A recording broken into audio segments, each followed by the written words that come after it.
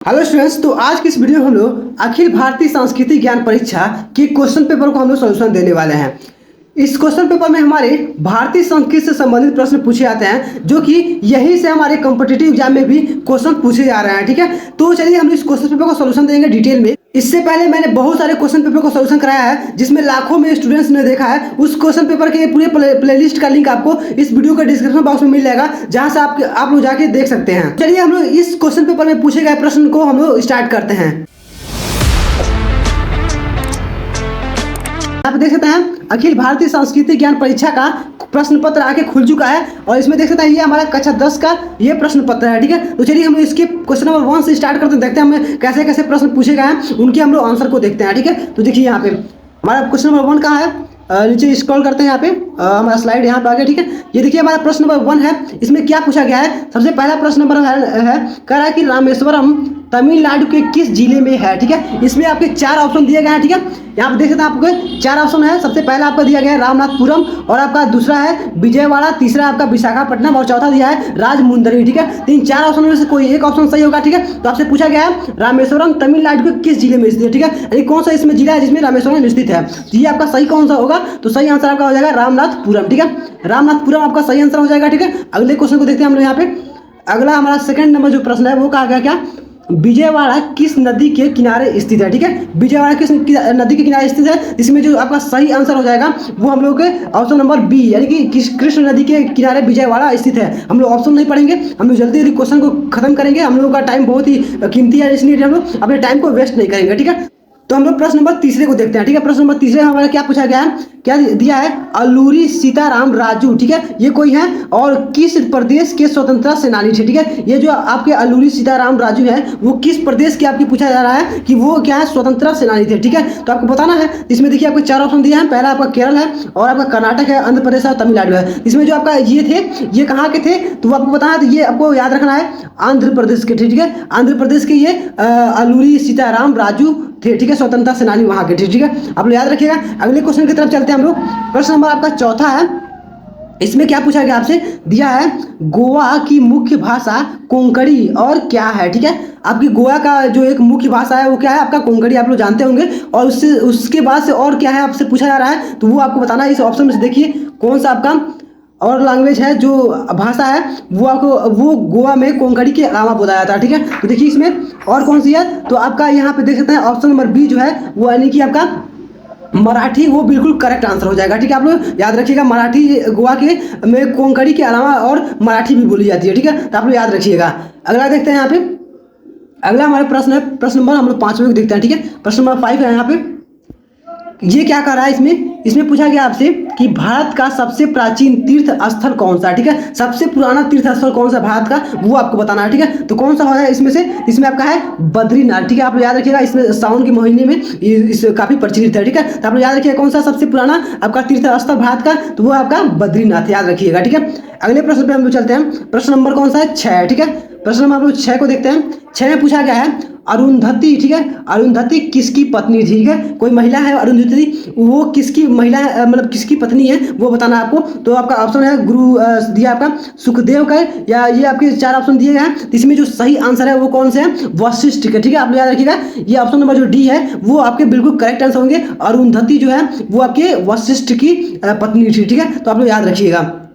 अगले प्रश्न पे हम लोग चलते हैं। इसके बाद से हमारा कौन सा है, हमारा प्रश्न नंबर हम लोग ने 6 को देख लिया। हम लोग प्रश्न नंबर 7 को देखते हैं। ठीक है, 7 नंबर प्रश्न में आपसे क्या पूछा गया है कि बसवेश्वर। ठीक है, बसवेश्वर नाम दिया गया का बचपन का नाम क्या था। ठीक है, कोई बसवेश्वर है, उनके बचपन का नाम क्या था वो आपसे पूछा गया है। ठीक है, तो आपका देख सकते हैं इन 4 ऑप्शन में से आपका जो ऑप्शन नंबर सी है, यानी कि बसव। ठीक है, बसवेश्वर का जो बचपन का नाम था वो कौन था, क्या था, वो बसव था, याद रखिएगा। ये आपका बिल्कुल करेक्ट आंसर हो जाएगा। ठीक है, हम लोग अगले प्रश्न पे चलते हैं। प्रश्न नंबर हमारा कौन सा है, 8 नंबर। ठीक है, प्रश्न नंबर 8 को हम लोग देखते हैं यहाँ पे। इसमें देखिए आपसे क्या पूछा गया है, दिया गया है गढ़। ठीक है, गढ़ आया पर सिंह चला गया। ठीक है, ये कोई मुहावरा वगैरह दिया गया है, में सिंह किसे कहा गया। ठीक है, तो मैं स्लाइड को ऊपर करता हूँ, ये आपको देखिए दिखने को अच्छे से दिखेगा। तो आपका ऊपर यहाँ चला गया, ठीक है, ये वाला, ठीक है। तो यह जो मुहावरा कह सकते हैं या लोकतिया है, वो उसमें जैसे दिया गया आपका क्या, गढ़ आया पर सिंह चला गया। तो जो इसमें सिंह की उपाधि है वो किसको दिया गया है, तो आपका दिया है तानाजी मालसूरे, ठीक है, कोई है तानाजी मालसूरे, उनको उपाधि दी गई है सिंह से, यहाँ पे कहा गया, ठीक है, उनको कहा गया, ठीक है। याद रखिएगा, कोई एग्जाम में आपसे रिपीट हो सकता है, फिर से इस बार के एग्जाम में पूछा जा सकता है, ठीक है। अब देखिए इसके आगे क्या है हमारे पास, प्रश्न नंबर 9 हम लोग देखते हैं, ठीक है। प्रश्न नंबर 9 में क्या पूछा गया आपसे, तमिल, ठीक है, तमिल रामायण, ठीक है, के प्रणेता कौन थे, ठीक है। ये जो तमिल में कह सकते हैं आपका रामायण है, वो कह रहा है उसके प्रणेता कौन थे, ठीक है। इसमें जो आपका सही आंसर है वो है कौन सा, आपका कंबन है, ठीक है। आपका ऑप्शन नंबर ए कंबन आपका बिल्कुल करेक्ट आंसर हो जाएगा प्रश्न नंबर 9 के लिए, ठीक है, आप याद रखिएगा। अगले प्रश्न को देखते हैं, प्रश्न नंबर आपका 10 यहाँ पे है, 10 को देखते हैं। इसमें क्या पूछा गया आपके, स्वामी दयानंद के गुरु का क्या नाम था, ठीक है। आपको बताना है कि स्वामी दयानंद के गुरु का क्या नाम था, ठीक है। तो इसमें आपका सही आंसर क्या होगा, तो ऑप्शन नंबर आपका बी यहाँ पर देख सकते हैं। ऑप्शन नंबर बी में क्या दिया गया आपका, एक मिनट, बी में दिया आपका बिरजानंद, ठीक है, आपका बिरजानंद बिल्कुल करेक्ट आंसर होगा, ये आपके स्वामी दयानंद के गुरु थे, ठीक है, आप लोग याद रखिएगा। आगे देखते हैं हम लोग, आगे हमसे कौन सा क्वेश्चन है यहाँ पे, प्रश्न नंबर हम लोगों ने 10 देख लिया, हम लोग 11 पे चलते हैं, ठीक है, प्रश्न नंबर 11 पे चलते हैं, ठीक है। 11 हमारा क्या दिया गया है, निम्न में से कौन सा ग्रंथ, ठीक है, राम के पवित्र जीवन से संबंधित है, ठीक है। आपको बताना है कि इसमें से कौन सा ऐसा है, जैसे आपका ग्रंथ है, चारों ऑप्शन में 4 ग्रंथ दिए गए हैं, चारों ग्रंथों में से कौन सा ऐसा ग्रंथ है जो कि हमारे राम जी के क्या बता रहा है, हाँ, पवित्र जीवन के संबंधित उसमें वर्णन किया गया है, ठीक है। तो आपको लोग पता ही होगा, बचपन से आप लोग देखते आ रहे होंगे राम का लीला, इसमें किसमें दिया गया, तो आपके रामायण में दिया गया, ठीक है। श्री राम हमारे जो है वो हमारे रामायण में उनकी पूरी गाथा उसमें दी गई है, ठीक है। इसलिए हमारा ऑप्शन नंबर 11 जो आपका क्वेश्चन नंबर 11 है, इसका सही आंसर कौन सा होगा, हमारा प्रश्न नंबर मतलब ऑप्शन नंबर ए हो जाएगा। इसके लिए रामायण में हमारे राम जी का पूरा पवित्र जीवन से संबंधित वर्णन किया गया, ठीक है, आप लोग याद रखिएगा। आगे चलते हैं, यहाँ पे हमारा प्रश्न नंबर 12 दिया गया, क्या 12 में पूछा गया आपसे कि निम्न में से हिंदुओं का क्या दिया है, प्राचीनतम ग्रंथ कौन सा, ठीक है, जो कि हमारे हम लोग हिंदू हैं, तो हिंदुओं में पूछा गया आपसे कि कौन सा प्राचीनतम सबसे पुराना ग्रंथ हम लोग का कौन सा है, वो आपको बताना है। तो आपको ये तो याद रहना चाहिए, ठीक है। तो ये कौन सा है, तो आपको देख सकते हैं यहाँ पे 4 ग्रंथ दिए गए, इसमें से जो आपका सी नंबर है, यहाँ पे सी नंबर ऋग्वेद, ठीक है, वो आपको पता होगा ऋग्वेद क्या हमारा सबसे पुराना ग्रंथ है, ठीक है, तो आप याद रखिएगा। आगे चलते हैं हम लोग, आगे हमारा कौन सा है, प्रश्न नंबर 13 यानी कि 13 हम लोग देखते हैं। यहाँ पे प्रश्न नंबर 13 है, कह रहा है कि श्री कृष्ण द्वारा दिया गया ज्ञान किस ग्रंथ में है, ठीक है। जो श्री कृष्ण जी थे वो जो अपना उपदेश दिए, ज्ञान दिए, वो किस ग्रंथ में लिखा गया है, तो इन चारों ग्रंथ में से हमारा जो ऑप्शन नंबर सी है, यहाँ पे सी है गीता। उसमें हम लोग आप लोग जानते ही होंगे गीता कितना प्रचलित है, ठीक है, गीता तेरा ज्ञान ऐसे चलता है। इसमें जो सारे उपदेश दिए गए वो सारे हमारे कृष्ण जी के द्वारा दिए गए, उसमें दिए गए हैं, ठीक है। तो आप लोग याद रखिएगा, हमारे कृष्ण जी के लिए दिया गया ग्रंथ का ज्ञान जो है इसमें वो किसमें है, गीता में, ठीक है, याद रखिएगा। आगे चलते हैं, यहाँ पे प्रश्न नंबर हम लोग 14 पे चलते हैं, ठीक है। 14 क्या हमारा यहाँ पे प्रश्न नंबर 14 है, संत तुलसीदास, ठीक है, आप लोग तुलसीदास के बारे में आप लोग काफी ज्यादा पढ़े होंगे, ठीक है। तो दिया है तुलसीदास ने क्या है, रचना की है, ठीक है। अब इन 4 जो रचना है, इन चारों रचना में से कौन सा है जो आपको बताना है कि तुलसीदास का, ठीक है। तो आपको पता ही होगा इसमें से कौन सा यहाँ पे पहला गीता दिया है, फिर रामायण दिया है, फिर साकेत है, फिर रामचरितमानस। तो आप लोग बचपन से पढ़ते आ रहे हैं, कौन सा है आपका रामचरितमानस, कौन लिखे हैं, तो आपका तुलसीदास ने लिखा है, आपको पता ही होगा, ठीक है। आगे चलते हैं हम लोग, प्रश्न नंबर हमारा यहाँ पे 15 है, ठीक है। प्रश्न नंबर 15 को देखते हैं, यहाँ पे दिया है श्री रामानुजन, ठीक है, यहाँ पे दिया है श्री रामानुजाचार्य, ठीक है, उन्हीं का नाम है, उनको आचार्य लगा के दिया गया, ठीक है। यहाँ पे लिखा है का जन्म स्थान है, ठीक है। अब श्री रामानुजन जो है उनका जन्म स्थान कहाँ है, ठीक है, तो आपको पता होना चाहिए। ये आपका जो ऑप्शन नंबर सी दिया है, पर क्या दिया है यहाँ पे, पेरुम्बुदूर, ठीक है। अब याद रखिएगा पेरुम्बुदूर का ये जो अब एक नाम है, यहाँ पे इनका जन्म हुआ था, ठीक है, तो आप लोग याद रखिएगा, ये ऑप्शन नंबर सी है, ठीक है। आगे चलते हैं हम लोग, आगे देखते हैं क्वेश्चन को, थोड़ा हम लोग ऊपर ले चलते हैं। हमारा सीरीज नंबर जो 15 नंबर होगा, अब हम लोग 16 से स्टार्ट करते हैं, ठीक है। 16 से 16 में प्रश्न में देखिए आपको क्या पूछा गया, यहाँ पे थोड़ा सा मैं स्लाइड को नीचे करता हूँ, ठीक है, अब अच्छे से दिख रहा होगा, ठीक है।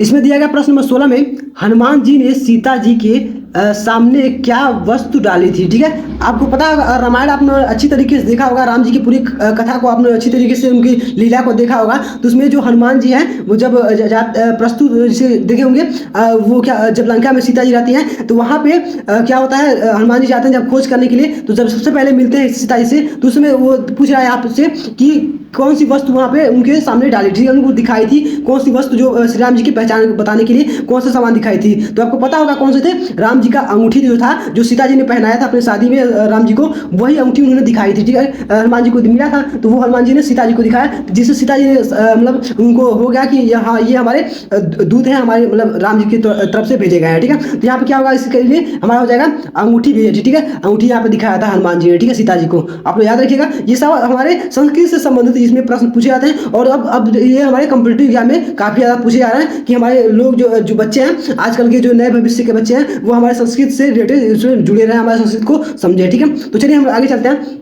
यहाँ पे हम लोग प्रश्न नंबर 17 से स्टार्ट करते हैं, 17 नंबर। ठीक है, इसमें क्या दिया गया है, नर वानर ही संग कहूँ कैसे। ठीक है, अब ये दिया गया है, ये किसने पूछा। ठीक है, ये जो वचन है वो किसने पूछा था, तो वो है कौन, हमारे सीता जी ने पूछा था। वही जो अभी हमने आपको कहानी बताया, वहीं पे नर वानर ही संग कहूँ कैसे। ठीक है, यानी कि उनके संग कैसे जा सकते हैं, इसी तरीके से कुछ इसमें मुहावरा दिया गया है। सीता जी ने उनसे कहा कि ये नर जिससे वानर है वो उसमें मतलब कैसे ये सब बातें हो गई। ठीक है, तो ये हमारे कौन कहा था, तो आप लोग याद रखिएगा, ये सीता जी कही थी। ठीक है, आगे चलते हैं हम लोग। यहाँ पे प्रश्न नंबर 18 हमसे पूछा गया है, वट सावित्री व्रत किस माह में आता है। ठीक है, व्रत देखेंगे महिलाएं ये इसको भूलती हैं, वट सावित्री एक व्रत होता है उसमें, तो ये होता है किस महीने में, तो आप लोग याद रखिएगा ज्येष्ठ माह में ये होता है। ठीक है, आप लोग याद रखिएगा, हिंदी का महीना है ज्येष्ठ। ठीक है, उसमें होता है। आगे हम लोग चलते हैं। अब हम लोग प्रश्न नंबर 19 को स्टार्ट करते हैं। ठीक है, वो उसको देखते हैं। ठीक है, प्रश्न नंबर 19 यहाँ पे देखिए हम लोग का दिया गया है। प्रश्न नंबर 19 से ऊपर चलते हैं, थोड़ा स्लाइड को हम लोग ऊपर करते हैं।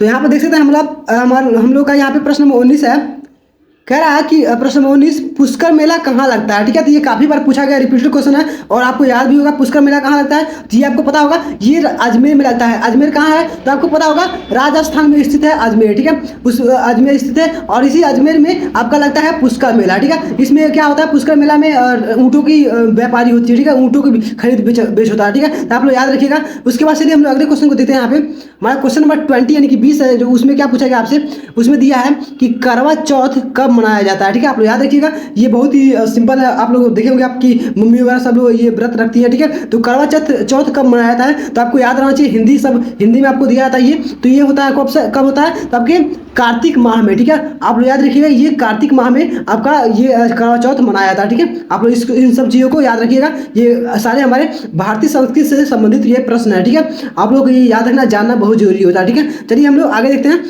हम लोग करवा चौथ हो गया, आगे चलते हैं हम लोग प्रश्न नंबर 21 से। ठीक है, इसको देखते हैं हम लोग 21 को देखते हैं। तो यहाँ पे दिया है, मानव के अंदर निहित संपूर्णता, ठीक है, का प्रकटीकरण की ही शिक्षा है। ठीक है, ये किसने कहा था, ये जो आपका स्टेटमेंट है कि मानव के अंदर निहित संपूर्णता का प्रकटीकरण, ठीक है, दिया है प्रकटीकरण यानी कि जो प्रस्तुतिकरण कैसे तरीके से, वही क्या है, आपका शिक्षा है, जो आपको मतलब प्रकट कर देना, आपके अंदर का जो आपके संपूर्ण ज्ञान है उसको प्रदर्शित कर देना, वही क्या है, शिक्षा है। ये स्टेटमेंट किसने कहा था, ठीक है, ये किसने कहा था, यही आपको बताना है। तो आप लोग याद रखिएगा, ये आपके जो विद्या भारती के जो एक तरीके से जनक हैं, वही आप लोग कह सकते हैं कि मतलब विवेकानंद जी। ठीक है, ये आपके हिंदू धर्म के आपके एक तरीके से समझिए प्रवर्तक भी हैं। ठीक है, तो ये हमारे स्वामी विवेकानंद जी ने कहा, ये स्टेटमेंट कहा था। आप लोग इसको बहुत अच्छी तरीके से याद रखिएगा। ठीक है, अगर आप लोग विद्या भारती संस्था में पढ़ते हैं तो आपको ये जानना बहुत जरूरी है। ठीक है, आगे देखते हैं हम लोग नेक्स्ट क्वेश्चन को। यहाँ पे देखते हैं यहाँ पे क्वेश्चन नंबर 22 में क्या पूछा गया आपसे।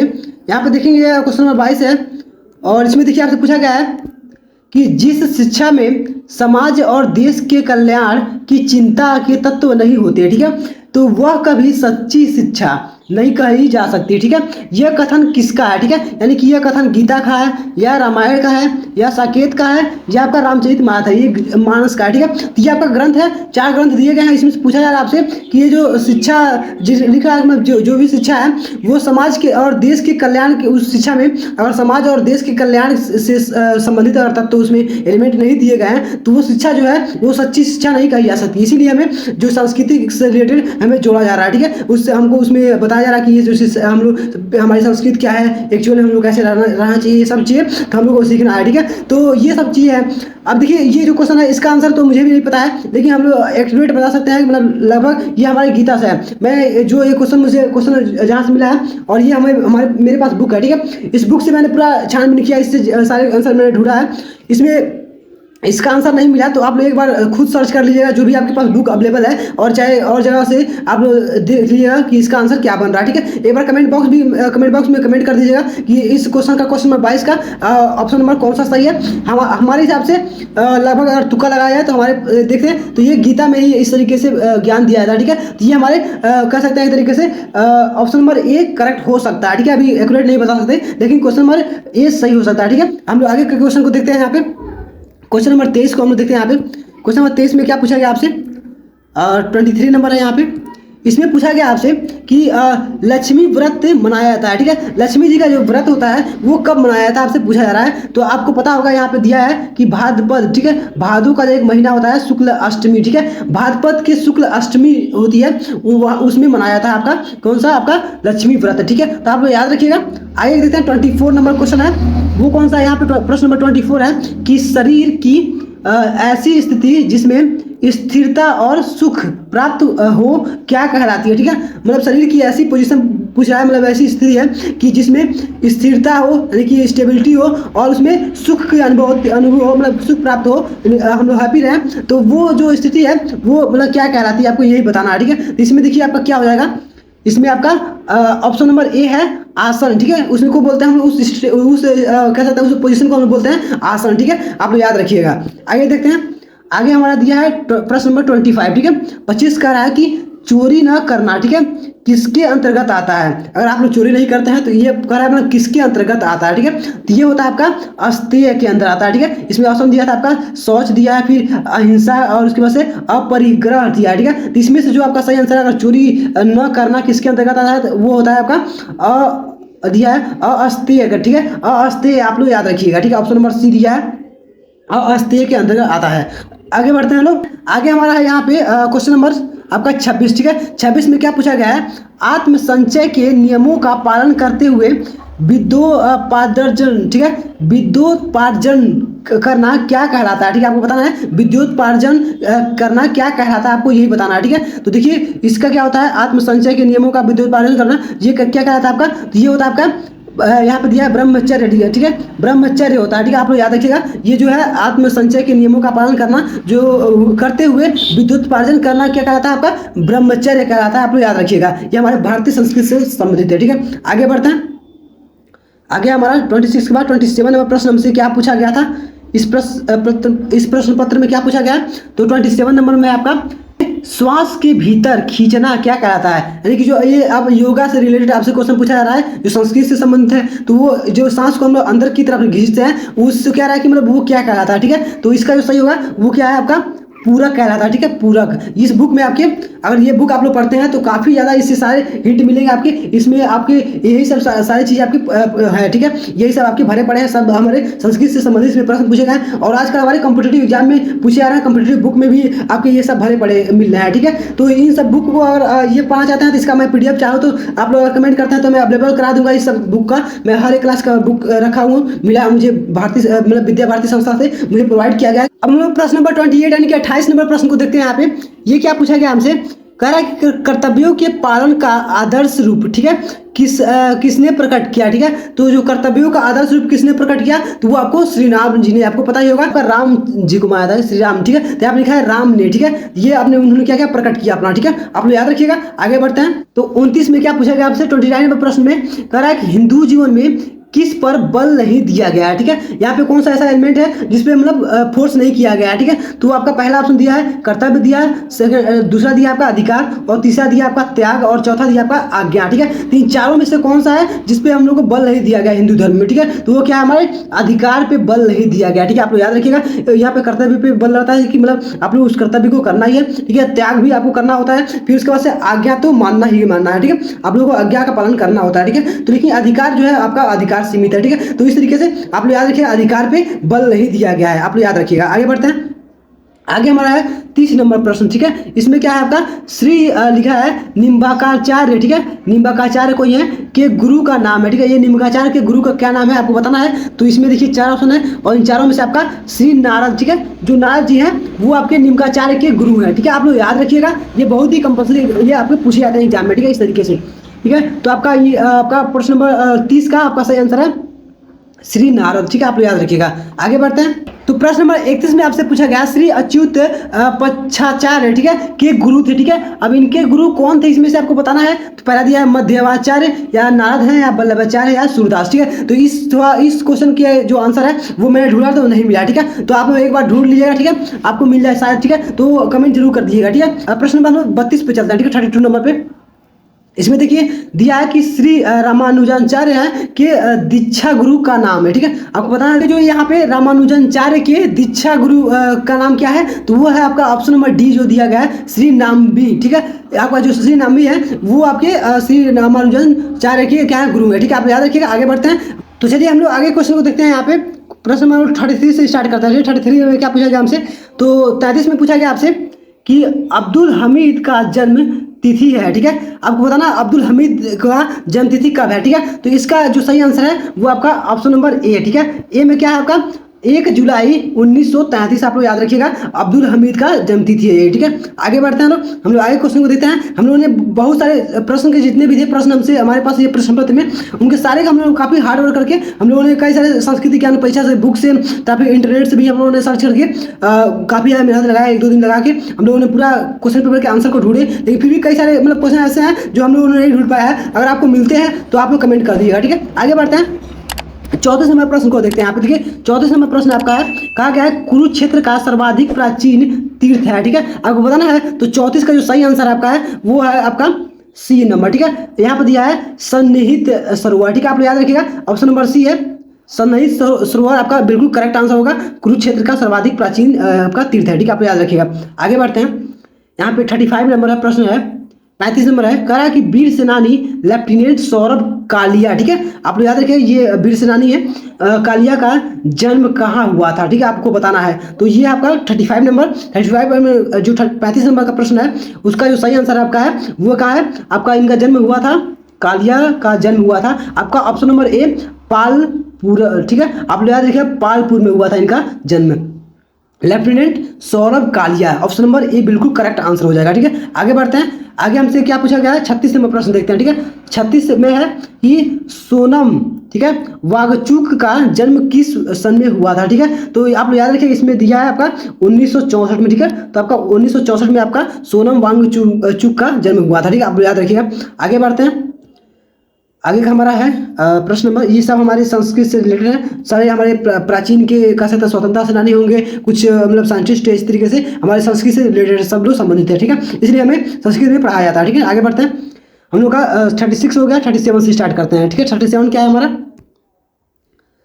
37 में प्रश्न हमसे पूछा गया है कि हवलदार मनीराम, ठीक है, किस सन में सेना में भर्ती हुए, ठीक है। तो आपको पता होगा 37 आपने पूरा पढ़ा होगा, तो 37 नंबर में आपका सही आंसर कौन सा है, आपका 1981, ठीक है। 1981 में आपका हवलदार मनी राम का जन्म कह सकते हैं, सेना में ये भर्ती हुए थे, ठीक है। आप याद रखिएगा 1981 में ये भर्ती हुए थे, ठीक है।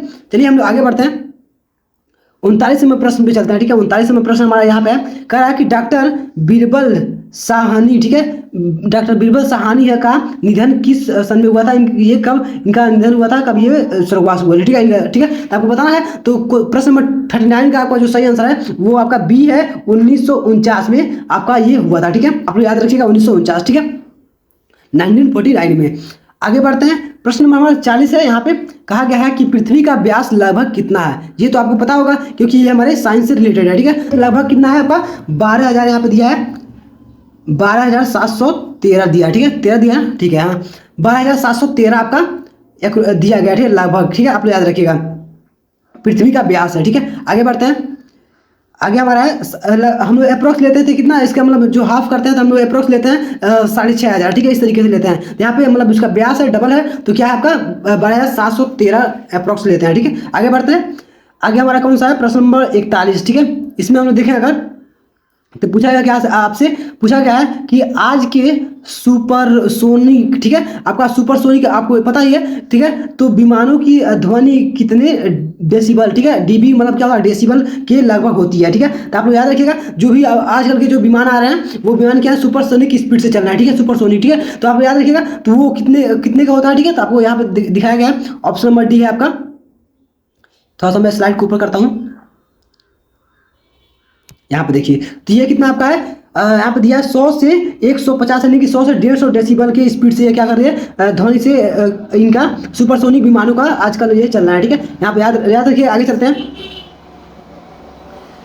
प्रश्न नंबर हमारा 42 यानी कि 42 का कह रहा है कि भारत के स्वतंत्रता आंदोलन के कर्णधार कौन है। ठीक है, अब बता कर्णधार कौन है क्या लिखा स्वतंत्रता आंदोलन के। ठीक है, तो आपको पता ही होगा, ये तो आप लोग सामाजिक विज्ञान में बहुत अच्छी तरीके से पढ़े होंगे। ठीक है, तो वो क्या होता कौन है, तो आपका महात्मा गांधी जी। ठीक है, आप लोग याद रखिएगा, महात्मा गांधी क्या है, आंदोलन के कर्णधार है। ठीक है, आगे बढ़ते हैं। हम लोग का अगला प्रश्न है 43 में प्रश्न क्या है कि कंबोडिया, ठीक है, किस भाषा का शब्द है। कंबोडिया जो शब्द यहाँ पे है ये वाला, ये किस भाषा का शब्द आपको बताना है। तो आपको याद रखिएगा ये आपका है, यहाँ पर दिया हुआ है संस्कृत का। ठीक है, संस्कृत का ये शब्द है कंबोडिया। ठीक है, आगे बढ़ते हैं।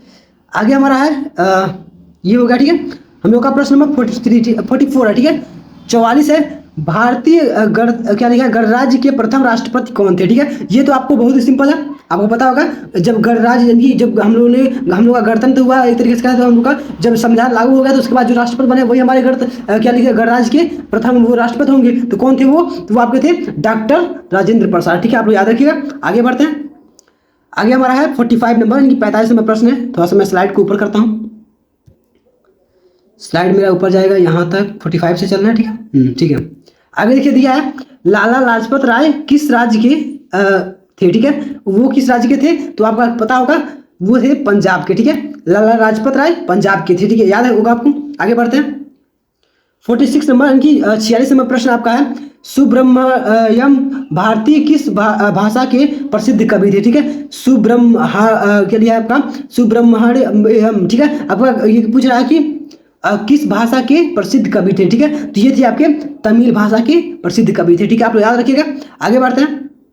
थोड़ा सा पीडीएफ में बनाते समय थोड़ा सा इसका जो क्वालिटी है थोड़ा डाउन हो गया है। आगे देखते हैं 47 नंबर प्रश्न। ठीक है, 47 में आपको क्या दिया गया, दिया है जगबीर सिंह किस खेल से संबंधित है। ठीक है, तो आगे देखिए ये कौन है, जगबीर सिंह किससे है, तो आपके हॉकी से रिलेटेड इनका ये है। ठीक है, हॉकी ये खेलते हैं। ठीक है, आप याद रखिएगा हॉकी जो कि आपका भारत का क्या है आपका गेम है, राष्ट्रीय गेम है। ठीक है, आगे चलते हैं।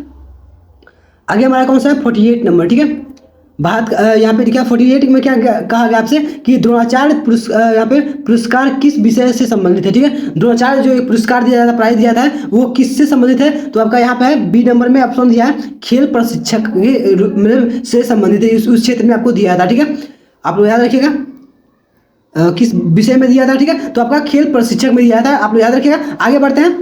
तो इसमें देखिए हमारा 49 नंबर प्रश्न क्या पूछा गया आपसे, तो 49 नंबर प्रश्न में पूछा गया कि इंग्लैंड और फ्रांस के मध्य समुद्र के नीचे दिया आपका सुरंग से होकर चलने वाली रेलगाड़ी रेल यात्री दिया। ठीक है, वही रेलगाड़ी यहाँ पे अगर गाड़ी लिखा है को क्या नाम दिया गया है। ठीक है, जो आपका इंग्लैंड से फ्रांस के मध्य समुद्री यात्रा करेगी। ठीक है, तो वो आपका है यहाँ पे एक मिनट यहाँ पे देखिए जो आपका यूरोस्टार। ठीक है, यूरोस्टार आपका नाम दिया गया है, आप लोग याद रखिएगा। अगला हमारा है 50 नंबर प्रश्न। ठीक है, देश का प्रथम नागरिक कौन होता है। ठीक है, तो आपको पता होगा ये तो बहुत ही सिंपल है, आपके सामाजिक विज्ञान में पढ़ाया गया होगा। ठीक है, इसमें कौन आपका राष्ट्रपति जो है वो आपका देश का सबसे प्रथम नागरिक होता है। ठीक है, सबसे पहले उसी को ही नागरिकता मिलती है। ठीक है, राष्ट्रपति को। ठीक है, तो इस तरीके से हमारा आज हम लोगों ने 50 क्वेश्चन कवर किया है। आगे हमारे यहाँ 100 क्वेश्चन टोटल है, वो हम लोग 51 नंबर से हम लोग स्टार्ट करेंगे और 100 नंबर तक क्वेश्चन का हम लोग पार्ट सेकंड में जाएंगे। ठीक है, तो अगली वीडियो का लिंक आपको इस वीडियो को डिस्क्रिप्शन बॉक्स में मिल जाएगा और लिंक मिल जाएगा यहाँ पे प्लेलिस्ट का आपका पूरा लिंक मिल जाएगा जिसमें अखिल भारतीय संस्कृति